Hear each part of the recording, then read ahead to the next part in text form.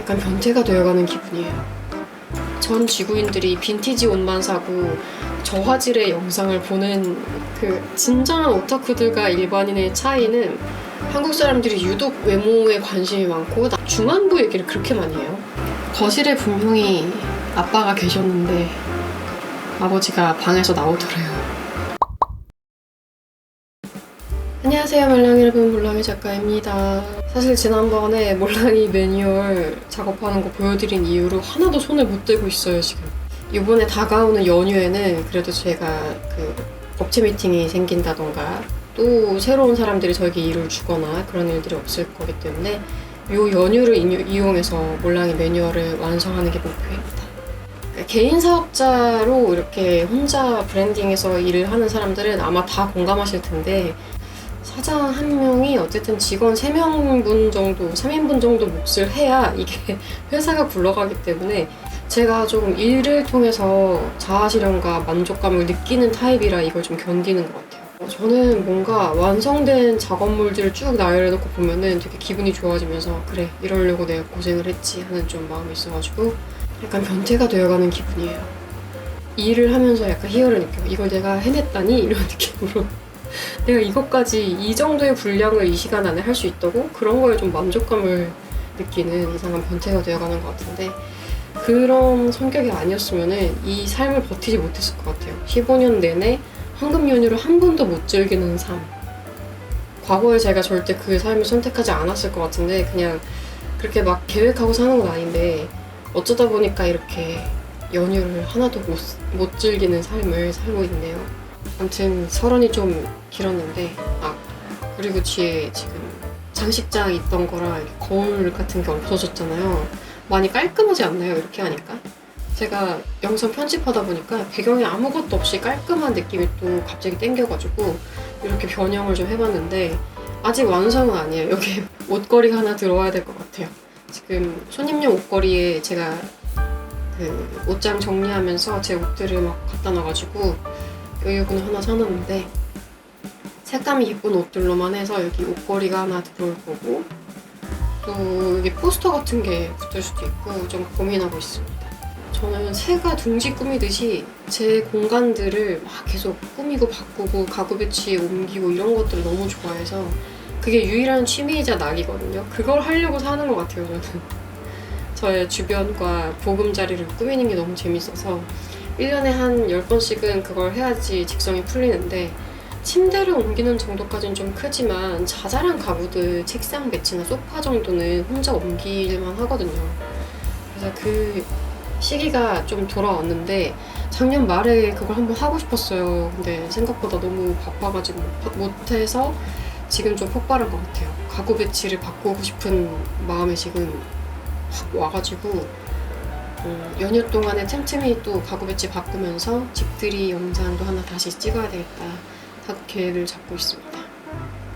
옷을 왜 이렇게 입었냐면 그거 아세요? 그 몸통은 시원하고 싶은데 팔이 좀 따뜻했으면 좋겠다는 마음으로 지금 실내인데 약간 따숩게 가디건을 입고 있습니다. 미묘하게 이게 제가 몸에 열이 많아서 추위를 많이 안 타는데 팔만 조금 쌀쌀하더라고요.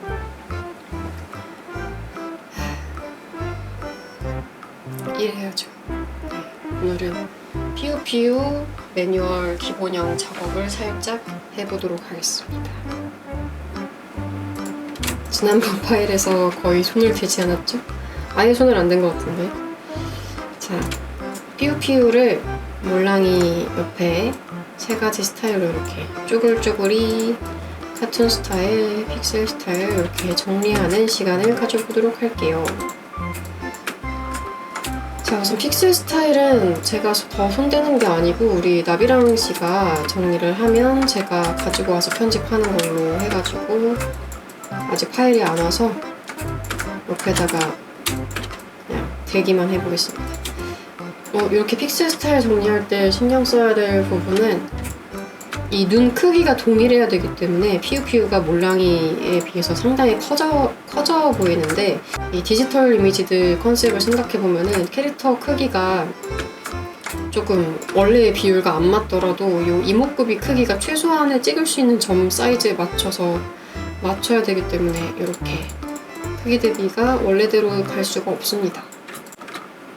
그래서 평소 몰락이랑 피우피우 사이즈 대비 얘네 크기가 좀 비슷하다는 점, 이런 게 좀 특징이 되겠고요. 이거는 픽셀 파일만 모아가지고 정리할 때 다시 한번 골고루 보여드릴게요. 픽셀 그림도 우리 나비랑 씨가 예쁘게 정리 잘 하고 있거든요. 따로 보여드리기도 하고, 왜 이렇게 말이 꼬일까? 따로 보여드리기로 하고요. 이 쪼글쪼글이랑 같은 스타일 바로 정리해 보겠습니다. 그림 정리 어떤 식으로 하는지 제가 지난번에 워낙에 몰랑이 할 때 자세히 많이 말을 해서 오늘은 그냥 편하게 일상 얘기하면서 그림 정리해 볼게요.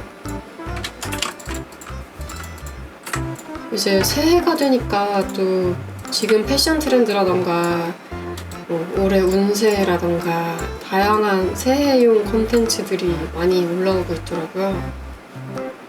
제가 옷이랑 화장품에 관심은 되게 많고 그렇게 많이 사지는 않는데 이제 관심은 되게 많아서 그런 유튜브 채널들을 많이 팔로우 해놓고 보고 있는 중이라 그런 걸 재밌게 보고 있는데, 그런 예쁜 것들을 보는 재미가 있잖아요. 내가 다 그 물건들을 사지 않더라도. 그래서 그런 거 구경하고 있는데 꼭 댓글 중에 이런 거 다 상술이고 우리 다 아끼고 살아야 된다 이런 댓글 보이거든요. 그것도 진짜 맞는 말이긴 해요. 매번 트렌드마다 뭐 새로운 걸 계속 사면은 지갑이 맨날 남아나질 않잖아요.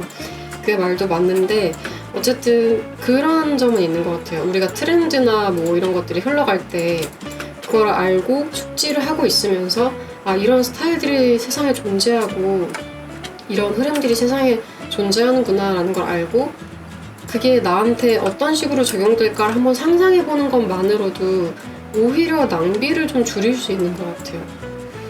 이게 하나하나 뭐 모든 그런 정보들이 약간 외모지상주의를 부추기거나 뭐 너무 그런 꾸미는 거에 치중하는 삶을 부추길 수 있다는 점도 동의는 하는데, 저는 시행착오를 진짜 많이 겪어봐가지고 저한테 진짜 안 어울리는 색깔이나 정말 안 어울리는 옷들을 젊을 때 많이 사보고 실패해서 나눔도 많이 하고 회기도 많이 하고 그랬던 사람이라 요즘에 오히려 이렇게 정보가 많아져서 좋은 점도 있다고 느끼거든요.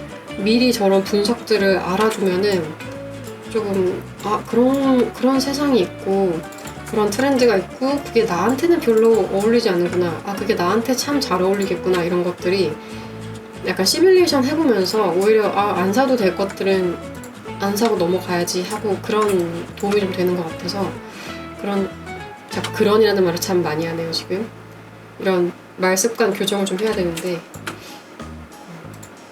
아무튼 하고 싶은 말은 그거였어요. 그런 트렌드 분석에 대해서 어떤 사람들은 굉장히 도움을 받고 있고 어떤 사람들은 너무 소비를 조장하는 것 같다라고 여러 가지 의견이 있는데 저는 그 두 가지 의견에 다 동의가 된다는 점. 반반인 것 같아요. 그 트렌드에 너무 매몰돼서 이걸 막 사고 싶다고 받아들이는 소비자가 있고 이런 트렌드가 있지만 나한테는 썩 안 어울린 것 같은데 하고 그냥 넘어가는 소비자가 있고 그런 것 같아서 각자가 자기 상황에 맞게 조절해서 그걸 받아들이면 되는 거지, 그걸 열심히 편집해서 올린 사람한테 좀 이런 거 자꾸 올려가지고 소비 조장하지 마세요 이렇게 트집 잡는 것 같은 말은 조금 매너가 없다고 느끼기는 합니다. 개인적으로 그렇게 느낀다고 해도 대놓고 그걸 열심히 편집해서 올린 사람한테 어떤 정보성 콘텐츠로 올린 건데 당신이 이 환경 파괴의 주범이다, 옷을 맨날 사서 그렇게 어떻게 지구가 어떻게 되겠냐 이런 거를 약간 그 컨텐츠에다가 할 말은 좀 아닌 것 같다는 느낌? 좀 다양한 의견을 서로 얘기를 할 때 말을 좀 정제해서 했으면 좋겠는데 나는 굉장히 센스 있고 이 세상을 생각하는 좀 트인 시각을 가진 사람이기 때문에 당신에게 이런 쓴소리를 해도 돼 라는 스탠스로 뭔가를 얘기하는 사람들이 댓글에 참 많은 것 같아요. 최근 컨텐츠들을 보면은. 근데 어쨌든 저도 그 사람의 쓴소리를 남긴 걸 보고 아, 또 그래 그렇게 생각할 수 있지라고 또 생각했으니까 그런 모든 의견들이 무조건적인 오답이나 무조건적인 정답은 아니지만 우리가 약간 부드럽게 말하는 습관이 있으면 좋겠다 하는 생각을 연말 연초 그런 트렌드 컨텐츠 볼 때마다 자주 느낀답니다. 확실히 요즘에 소비를 저렴하게 할 수 있는 플랫폼들이 많이 늘면서 너무 쉽게 사고 쉽게 버려지는 것들이 많은 것도 사실이잖아요. 그런 옷 소비로 인한 환경 파괴가 엄청나다는 점도 너무 많이 느끼고 있어요. 진짜 그게 맞는 말이긴 해요. 넷플릭스 다큐멘터리 같은 거 보다 보면은 고기도 그렇고 옷도 그렇고 진짜 환경 파괴를 많이 하는구나라는 거를 이제 종종 우리가 느끼고 보잖아요. 그거를 완전히 무시하고 살 수 있는 단계는 이미 지난 것 같아요. 이미 모두가 알아버려서 그런 쓴소리가 나오는 상황인 것도 현실이고.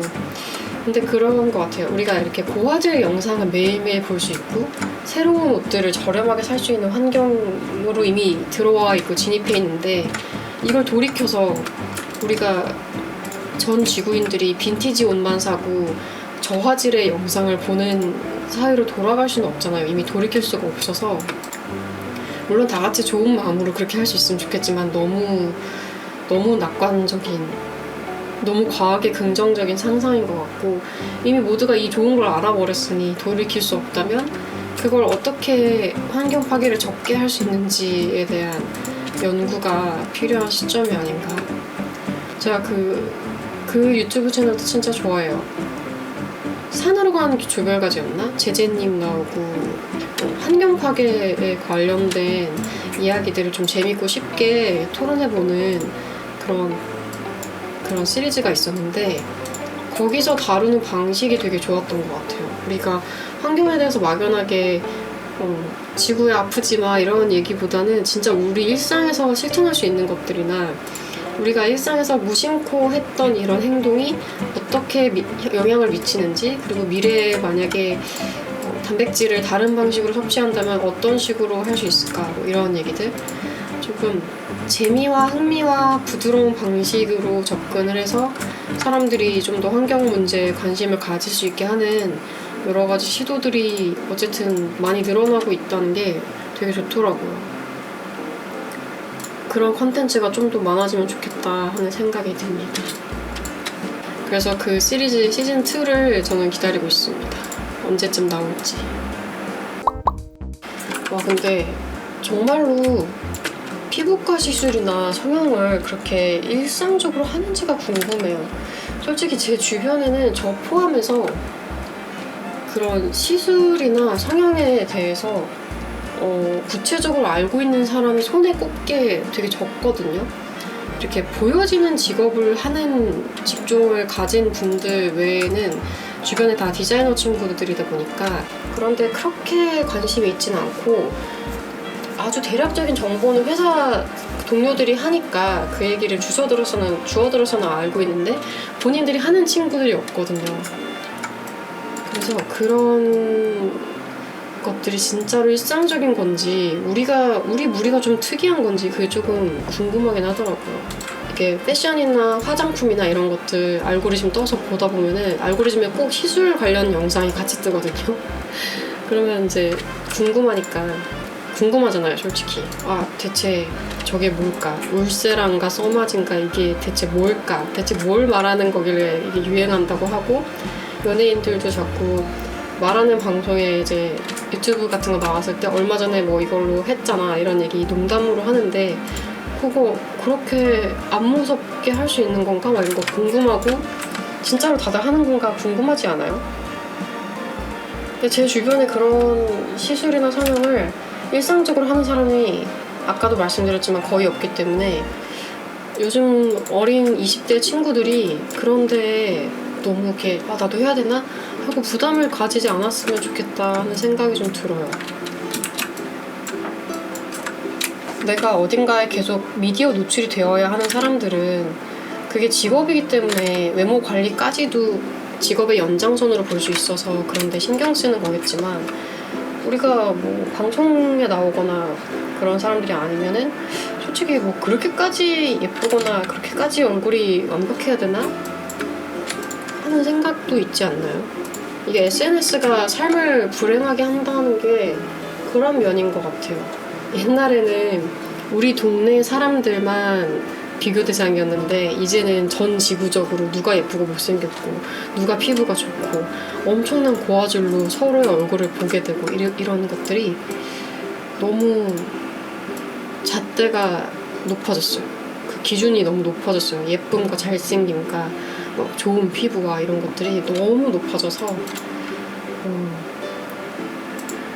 그렇게 매일매일 미디어에 노출되는 사람들을 기준으로 생각을 하다 보니까 그런 시술 얘기를 굉장히 일상적으로 하는 채널들이 많아졌고 젊은 친구들이 그런 쪽에 영향을 받아서 나도 나이가 이 정도쯤 되면은 해야겠다라고 생각을 하는 것 같아서 그러지 않는 사람들도 꽤 많다는 거를 좀 말하고 싶었어요. 그렇게 모두가 다 시술을 하지는 않는 것 같다고 저는 생각하거든요. 운동이나 이런 트렌드에 대해서는 정말 주변에 운동을 하는 사람들이 많기 때문에 확 느꼈는데 그렇게 수술적이든 비수술적이든 외모에 칼을 대거나 뭔가 약품을 쓰거나 그런 경우가 아니면 기기를 쓰거나 이런 경우가 아주 일상적이진 않다라는 거를 좀 어린 친구들이 알고 있으면 좋겠다. 그렇게 전 국민이 다 시술과 성형에 빠삭하고 남들 다 하는데 나만 안 하는 거 아니야? 라고 생각하진 않으면 좋겠다.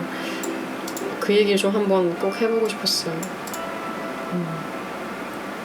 그게 저는 진짜 부작용이라는 거에 퍼센트가 이렇게 나오잖아요. 몇 퍼센트의 확률로 그런 부작용이 날 수 있다라는 글을 보면은 그런 안내문을 보면은 꼭 내 얘기가 될 것만 같아서 겁을 많이 내는 스타일이라 못한 것도 있는데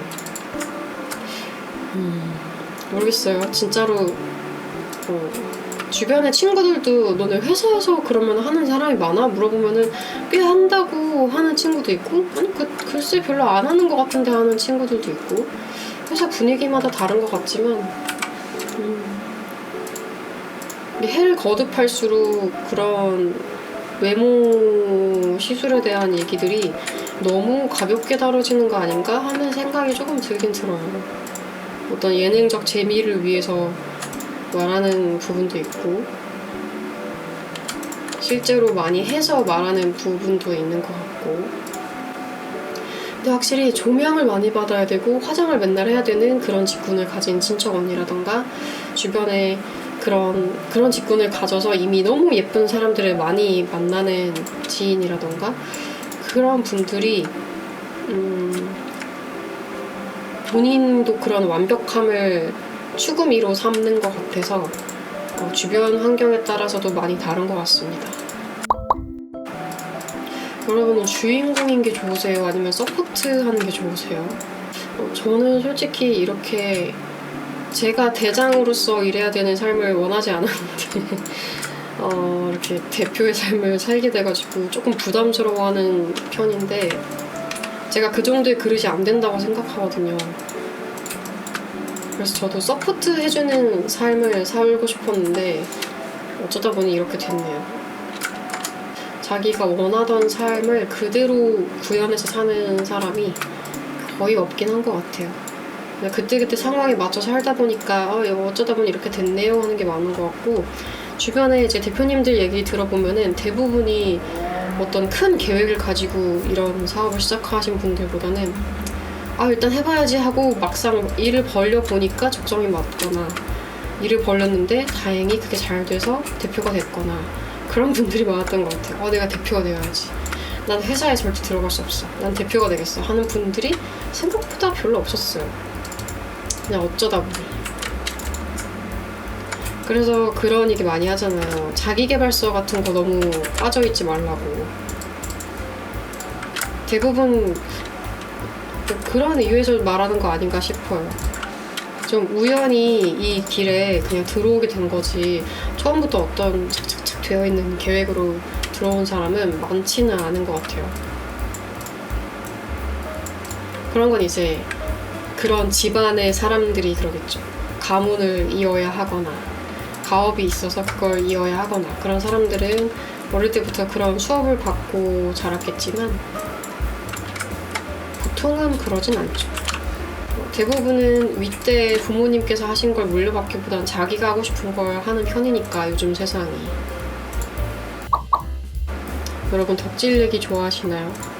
전 예전만큼 그렇게 덕질이라는 걸 잘 안 하는 것 같아요.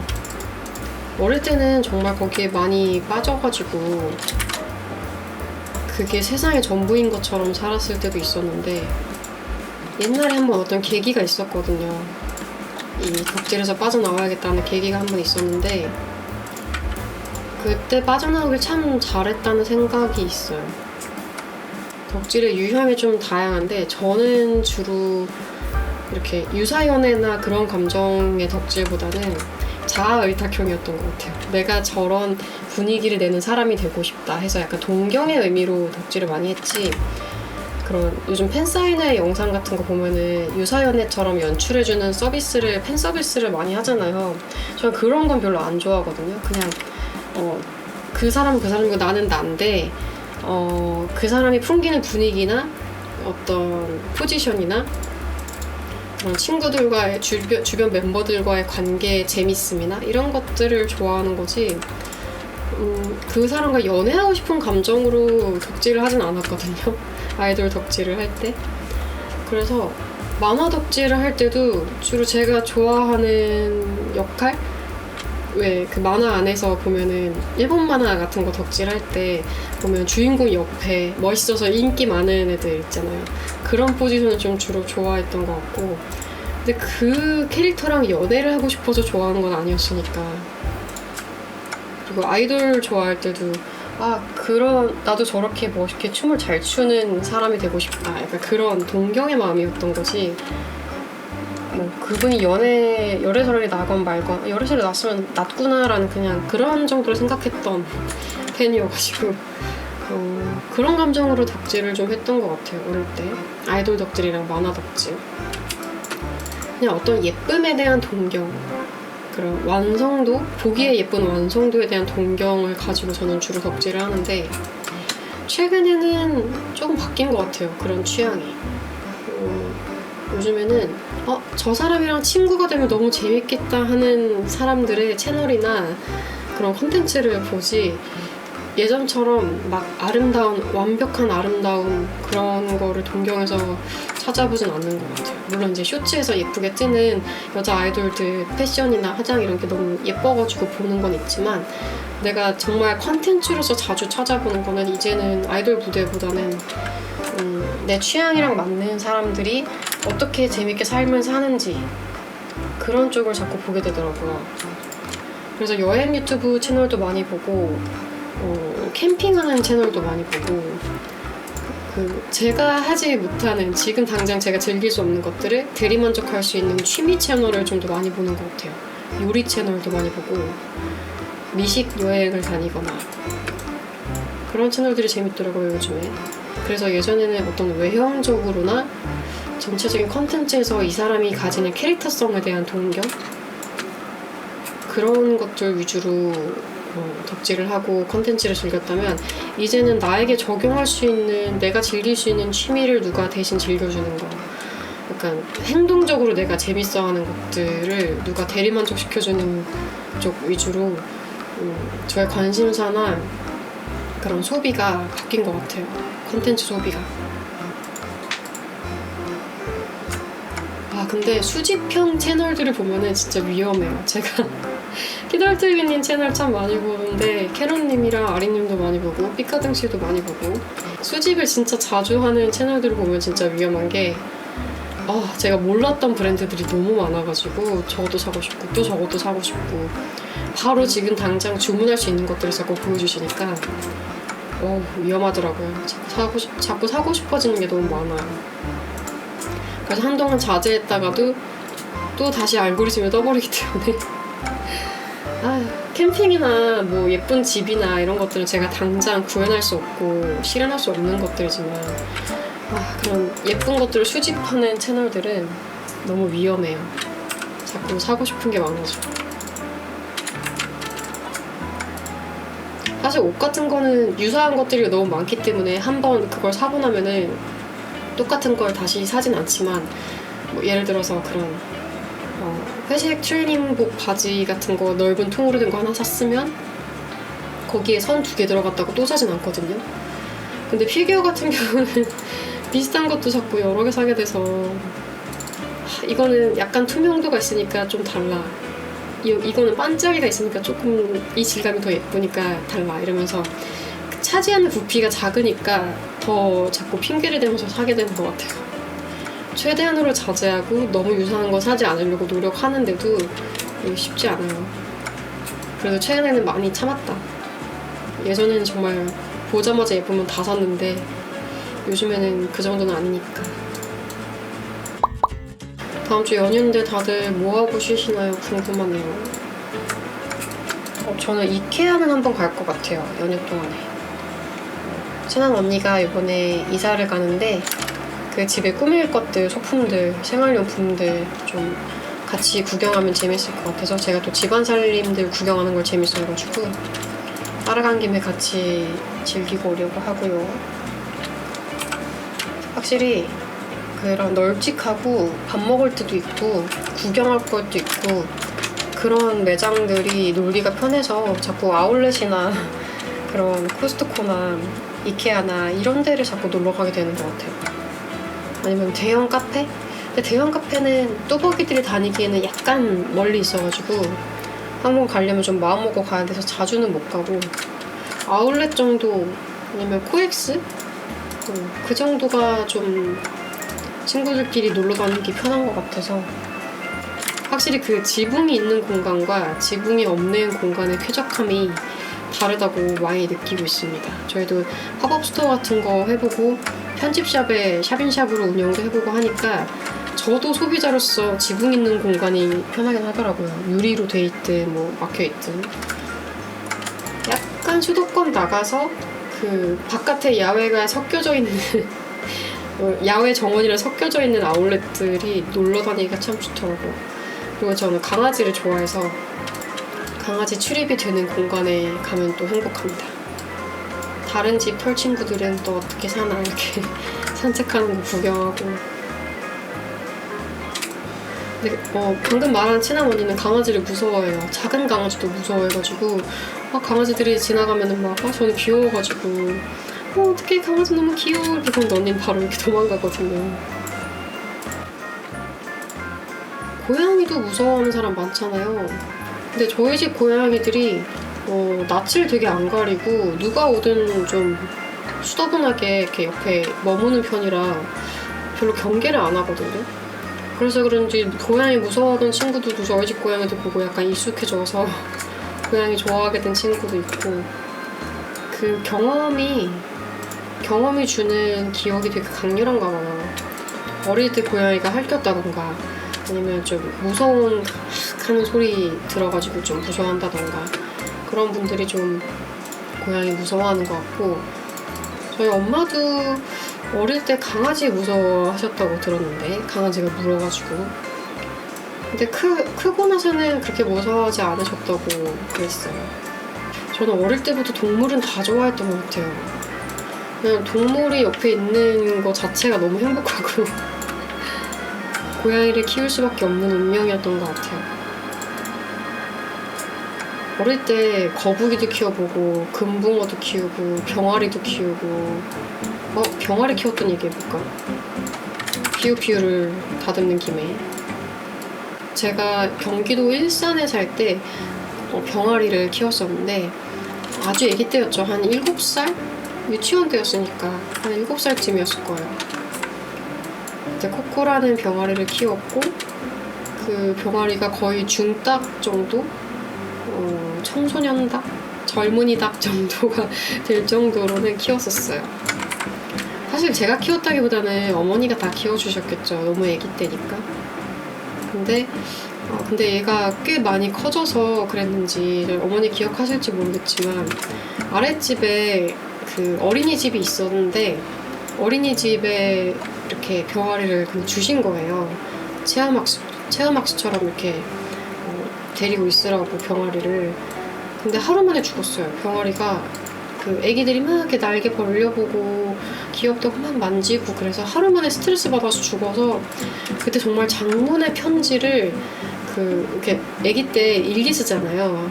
그 유치원 숙제로 거기서 엄청난 장문의 편지로 코코야 미안하다 뭐 내가 끝까지 지켜줬어야 되는데 이런 편지를 썼던 기억이 나요.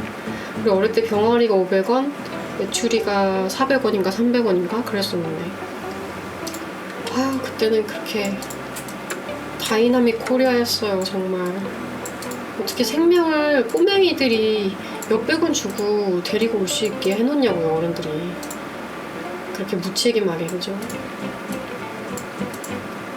그때 정말 애지중지하고 너무 사랑으로 키웠는데 저 그 병아리 친구랑 찍은 사진도 있어요. 애기 때 사진. 그거 한번 찾아봐야겠다. 어딘가에 있겠지만. 그래서 코코는 천국에 잘 갔겠죠. 새 키우기가 진짜 힘들더라고요. 걸음마다 모든 것을 쌓아놓기 때문에 그것도 좀 엄마가 힘드셨을 것 같아요.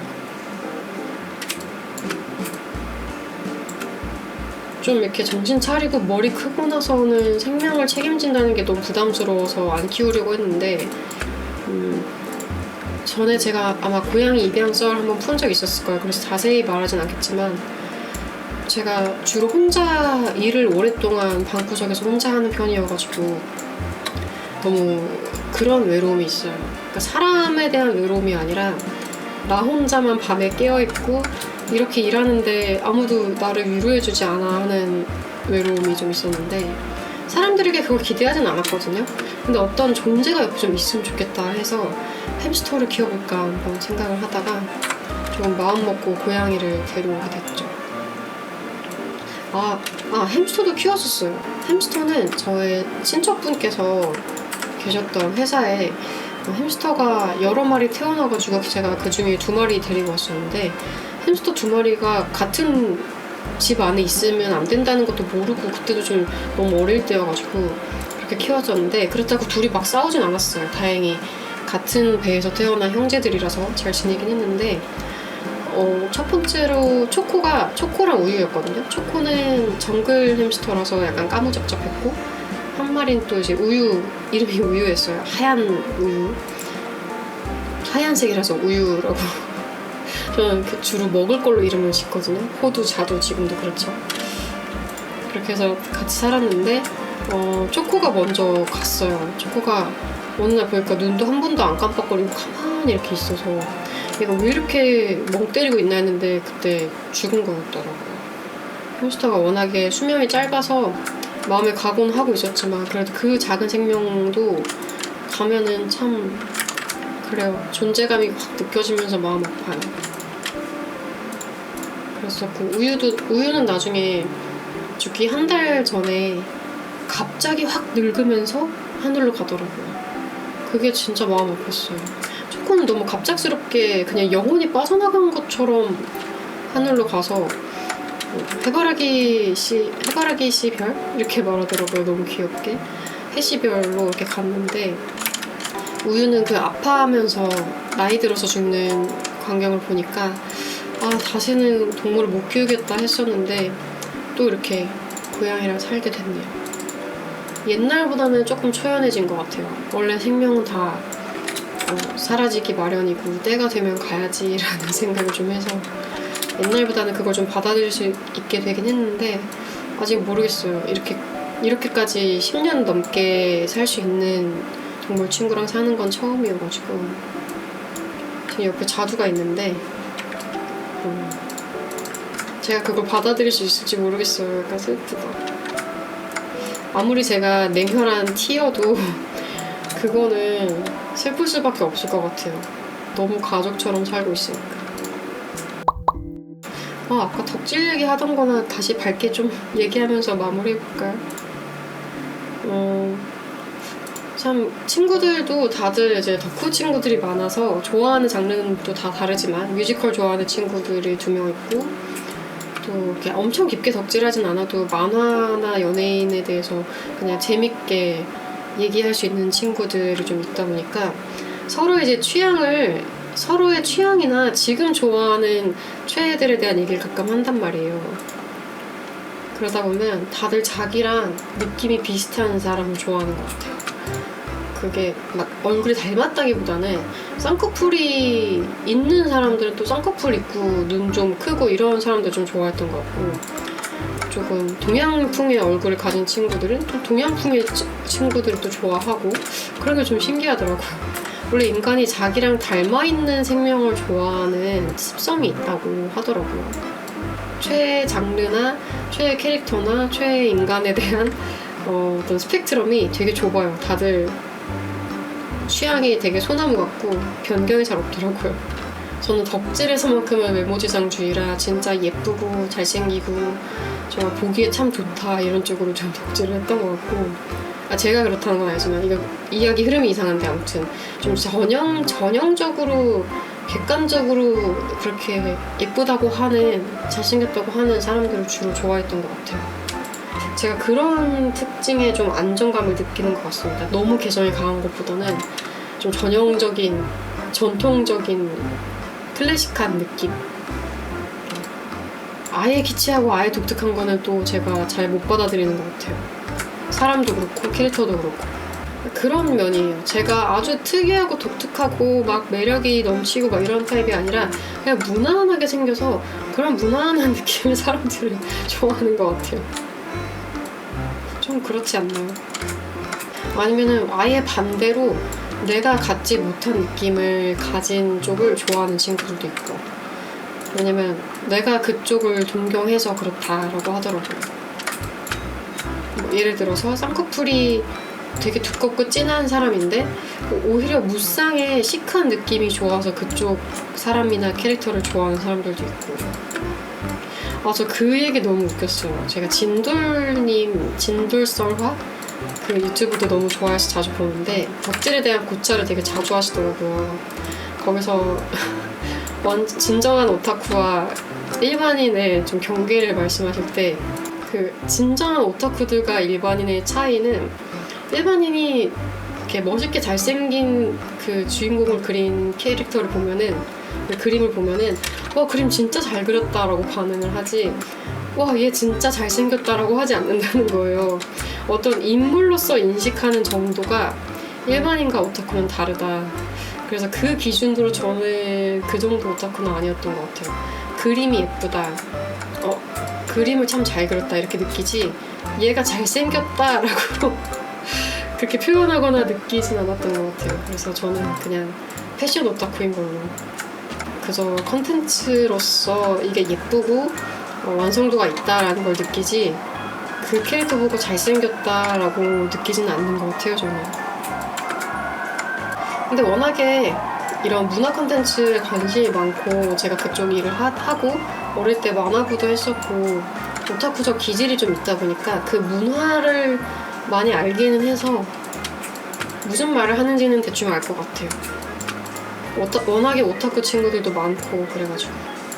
오타쿠의 기준은 저는 개인적으로 약간 벅차오름이 있다고 보거든요. 뭔가를 내 최애를 얘기하면서 벅차올라가지고 막 누군가에게 설명을 하고 싶어하고 이걸 전파하고 싶어하고 약간 전도하듯이, 그런 친구들은 저는 약간 오타쿠라고 봅니다.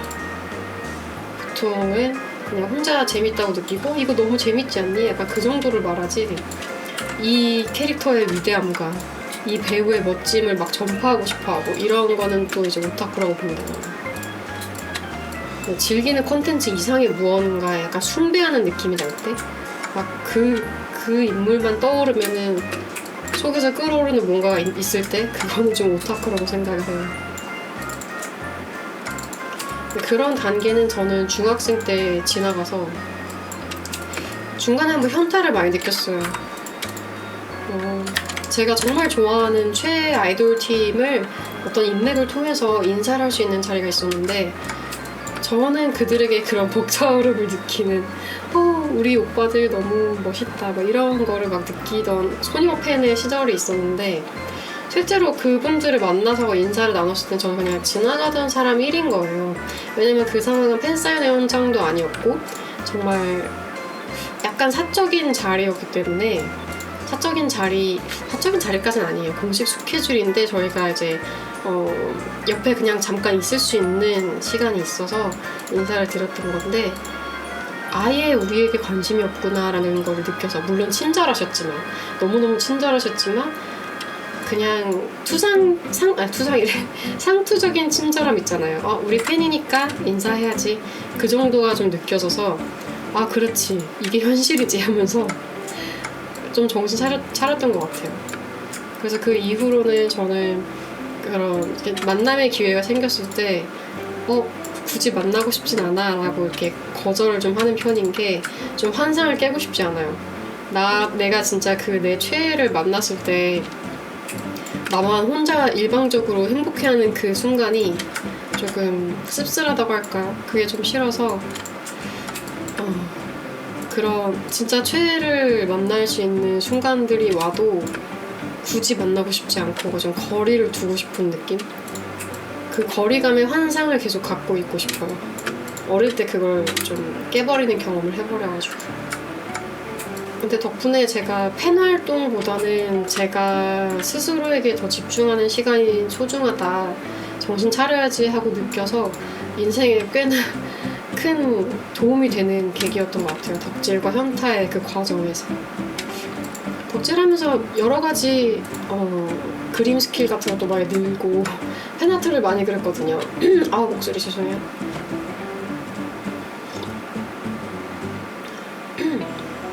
그림을 그리는 재능이 있는 사람들이 덕질을 하면 꼭 뭔가를 창작하기 때문에 좋아하는 거를 열정적으로 불타오르면서 밤새 그리는 그 열정으로 실력이 느는 경우가 많은 것 같아요.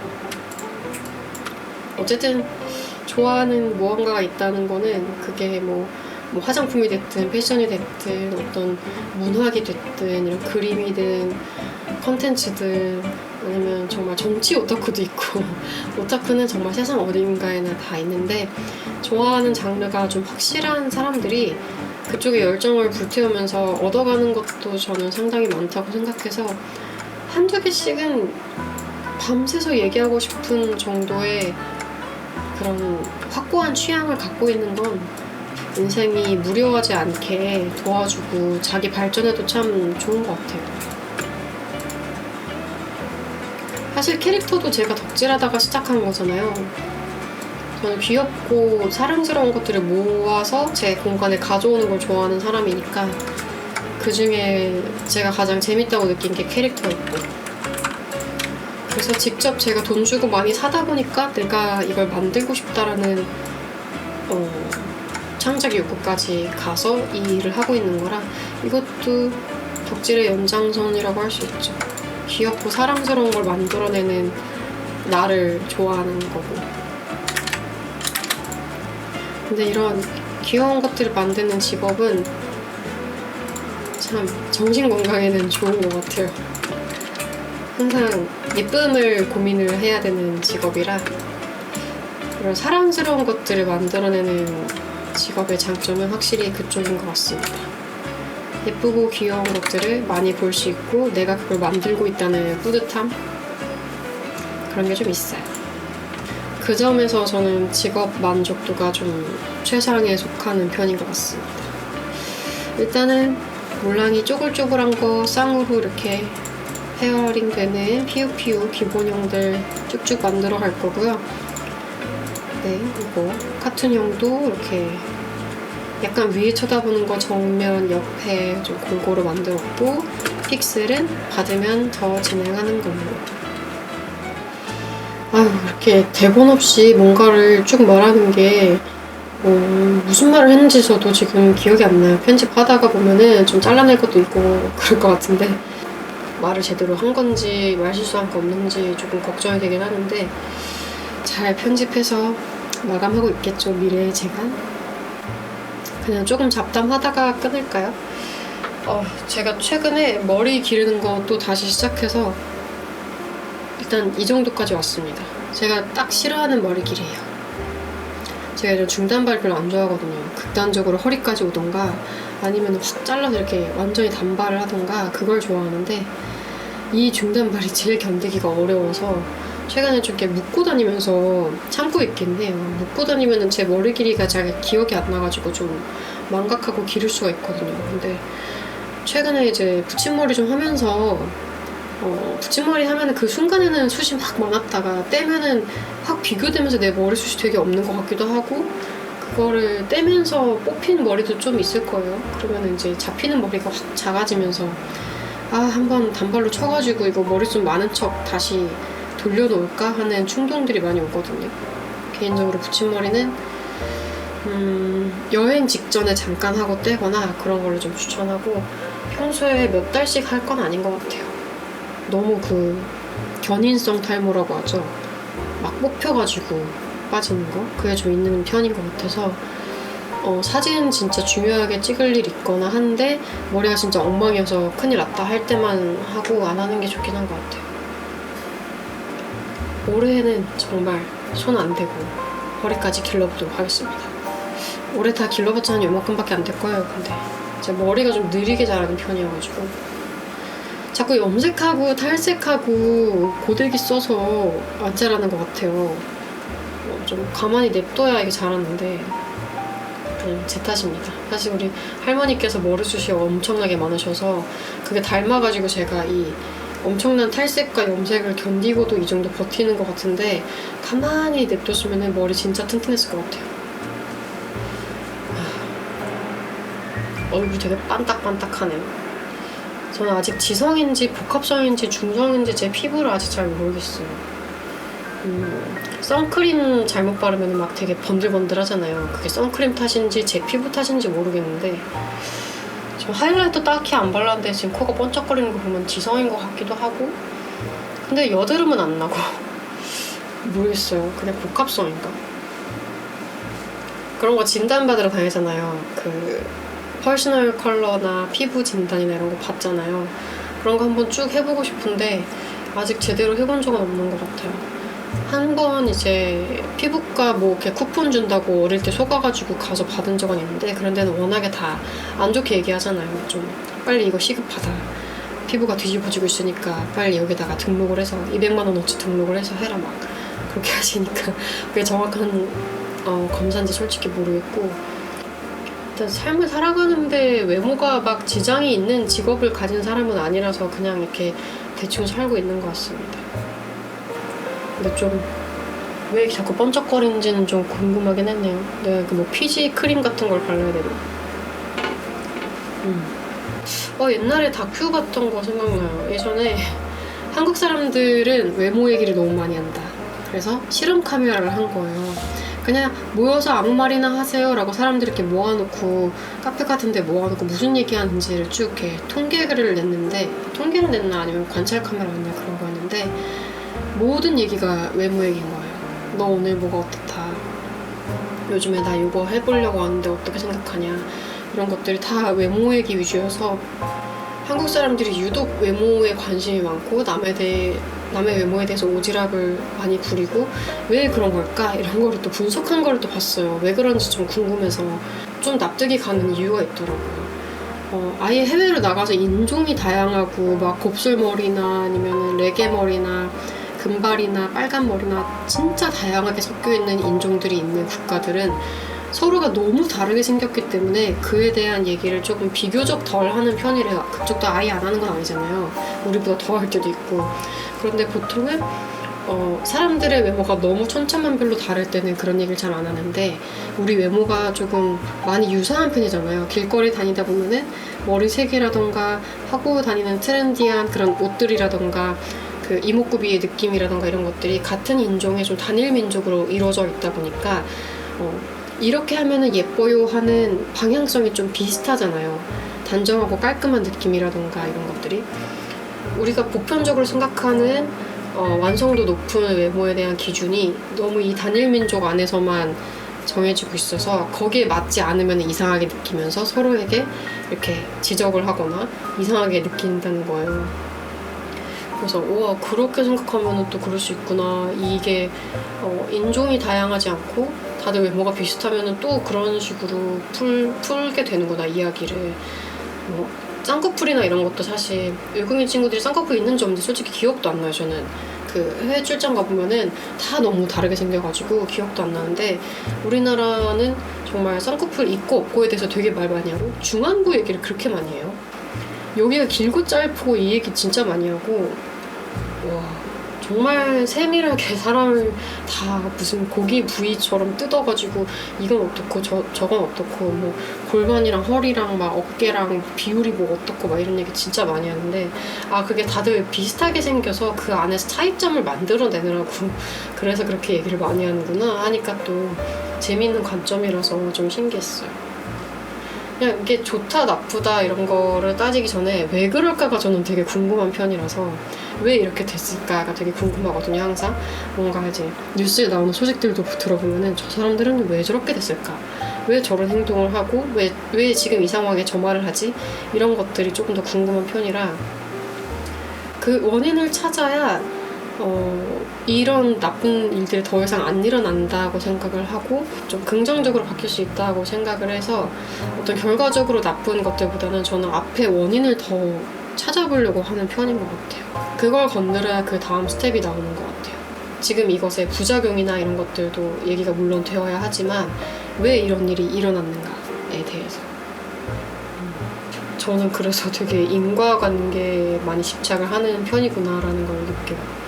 저번에도 얘기했지만 사람들이 왜 이렇게 미신을 많이 믿고 사주에 관심이 많고 이런 오컬트가 재밌을까 이런 것들, 저는 그냥 개개인의 성향도 좀 있는 것 같고 확실하게 증명된 현실이 너무 최악이니까 이거를 벗어나고 싶어서 비과학적인 걸 재밌어하는 심리가 있지 않나 해서 오컬트나 사주나 이런 게 유행하지 않을까 뭐 이런 얘기들, 그런 거 너무 재밌어요. 저는 이제 검은 수녀들이라고 나오잖아요.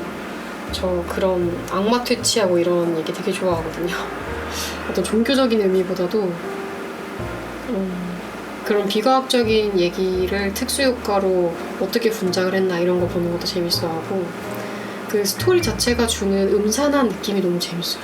저는 왜 그렇게 무서운 걸 좋아하는지 모르겠어요. 어릴 때는 진짜 무서워했는데, 어릴 때는 아예 듣기 싫어가지고 막 무서워서 귀 막고 있고 그랬었는데, 얘기 나온 김에 무서운 얘기 짧게 하고 마무리할까요?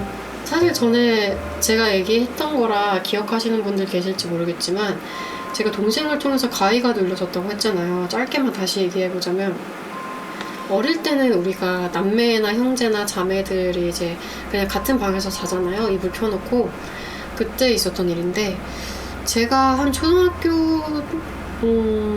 2학년쯤 됐을 때였던 것 같고, 초등학교 저학년이었고 동생이 유치원생 정도였거나 아니면 초등학교 갓 들어갔을 땐가 그쯤이었을 거예요. 아니다, 동생이 확실히 유치원생일 때일 것 같아요. 동생이랑 저랑 이렇게 마주본 채로 이렇게 동생 얼굴 여기 있고 제가 여기 있고 이렇게 자다가 깼는데, 제가 눈을 못 감겠는 거예요. 동생이 앞에서 저를 눈을 크게 뜨고 쳐다보고 있어서 이렇게 눈을 크게 뜬 채로 저를 쳐다보고 한 5글자로 된 말을 계속 하는 거예요. 약간 이런 식으로. 근데 제가 도저히 몸을 못 움직이겠고, 그게 꿈이 아니라는 건 확실해요. 꿈이었고 꿈이 아니었고 정도는 구분할 수 있는 나이였어요. 그래서 이렇게 마주본 채로 너무 무섭게 동생이 외우는 주문을 듣고 있었는데, 그러다가 동생이 갑자기 아 맞다 이러더니 휙 돌아서 자는 거예요. 그래서 너무 놀라면서 제가 푸드게 깨가지고 가위가 풀려서 엄마 이러면서 막 안방으로 뛰어가서, 그 이후로는 다시는 동생이랑 안 잤는데, 그게 경기도 일산에 있던 작은 주택집에서 그랬거든요. 아니 거기 아니다, 서울에 이사 온 다음에 아파트에서 그랬었어요. 아파트에서 그랬는데, 제가 그 얘기를 이제 유튜브에서 거기까지만 얘기했고, 그 뒤에 이제 유튜브에서 거기까지 얘기했다. 그 곤지암이란 영화 볼 때 거기서 300kg 그 말을 하는 귀신의 말이 제 동생이 그때 했던 말이랑 너무 흡사해서, 그 어투나 그런 반복적인 느낌이 너무 비슷해서 그때 정말 영화 보다가 소름이 쫙 돋아가지고 무서웠다 그 얘기까지 했던 것 같은데, 제 동생한테 그 얘기를 했어요. 최근에. 또 우리 그런 일 있었는지 기억나냐 그랬는데, 그 상황은 기억이 안 나고 그 집에서 동생도 약간 이상한 거 많이 봤다고. 제 동생 무서운 얘기 진짜 싫어하거든요. 아주 구체적으로 말은 안 했는데 거기서 이상한 것들 많이 봤다고 했는데 더 자세히는 말 못했어요. 동생이 무서워해가지고. 그런 거 되게 많아요. 은근히 주변에서 정확하게 기승전결이 있는 귀신 썰은 잘 없지만 각자가 느꼈던 좀 이상한 낌새나 그런 경험들이 하나씩은 다 있는 것 같아요. 친구들이랑 얘기하다 보면 하나씩 올라오더라고요. 알고 보니 막 그런 것들. 우리 사촌동생이 얘기해줬던 거 이거는 무섭다고 해야 되나? 이것도 무서운 얘기긴 한데 우리 사촌동생이 우리 몰랑이 이름 지어준 사촌동생이 예전에 집에서 거실에 분명히 아빠가 계셨는데 아버지가 방에서 나오더래요. 굉장히 짧은 에피소드인데 뭔가 되게 무섭죠. 저는 그런 현실적인 느낌 되게 무서워요. 내가 맨날 있어야 되는 공간에서 내가 아는 인물로서 나오는 귀신들이 참 무섭더라고요. 그래서 그런 얘기들을 재밌어합니다. 무서운 얘기 딱 하나만 더 할게요. 최근에 제가 이제 핸드폰 가지고 이렇게 삼각대 연결해놓고 촬영을 많이 하거든요. 종종 얘가 제가 안 누르고 잠깐 이제 옆에 있는데 맘대로 촬영을 시작할 때가 있어요. 영상 촬영을. 그때 조금씩 무서울 때가 있습니다. 기계들이 자꾸 사람 무섭게 하는 게 있어요.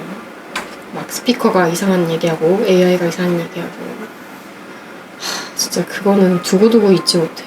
우리 스피커가 내가 아무 말도 안 했고 고양이도 아무 소리 안 하고 집이 완전 조용하고 방에서 그냥 마우스로 이렇게 일하고 있었는데 거실에서 아무도 없는데 거실에 잘 모르겠어요 라고 한 거 나 진짜 두고두고 그거 자꾸 생각나요. 조금 으스스할 때 그거 자꾸 생각나요. 근데 그 스피커 잃어버렸어요. 집안 어딘가에 있었는데 분명히 버리진 않았거든요. 제가 아끼는 스피커라. 그거 어디 갔는지 모르겠어요. 라인에서 나온 브라운 스피커. 그거 좀 찾아야 됩니다. 이걸 잃어버린 게 더 공포야. 내가 아끼는 스피커인데. 자, 우리 자두하고 인사하면서 마무리할게요. 감사합니다. 야.